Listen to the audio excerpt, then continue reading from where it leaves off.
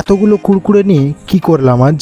হ্যাঁ গাইস, আজ বানিয়েছিলাম কুরকুরে চাট। বিকেলবেলায় গাইস বোনকে নিয়ে চলে গেলাম দোকানে। দোকান থেকে বোনের পছন্দ মতন গোটা 5-6 কুরকুরে কিনে নিয়ে চলে এলাম বাড়িতে এসে কুরকুরে চাট বানানোর জন্য সবকিছু রেডি করছিলাম। কুরকুরের সাথে আরো দুটো কিষান সস কিনে এনেছিলাম টেস্টি বানানোর জন্য। ঝটপট করে কুরকুরেগুলো ছিঁড়ে একটা প্লেটে সাজিয়ে নিলাম।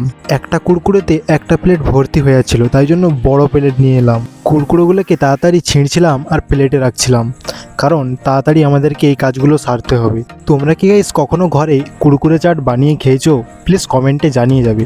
তো গাইস বেশি দেরি না করে আমি তাড়াতাড়ি কুরকুরেগুলো ছাড়িয়ে নিলাম এবং দেখতেই পাচ্ছ এখানে প্লেটে রেডি হয়ে গেছে কুরকুরেগুলো। দুটো ছোট প্লেট এবং একটা বড় প্লেট লাগলো কুরকুরেগুলো রাখার জন্য। এরপর সসটা বাগিয়ে নিলেই হয়ে যাবে আমাদের রেডি। সব কুরকুরেগুলোকে একটা প্লেটে ঢেলে নিয়ে একসাথে মিক্স করে নিলাম। এরপর লাস্ট কাজ একটাই, টেস্ট করে দেখা। প্রথমে গাইস আমি খেয়ে দেখলাম, ব্যাপক লাগছে গাইস, এবং বুনুকেও দিলাম খেতে। বুনু বলছে এগুলো আমি সব একাই খেয়ে নেব। Like and subscribe guys.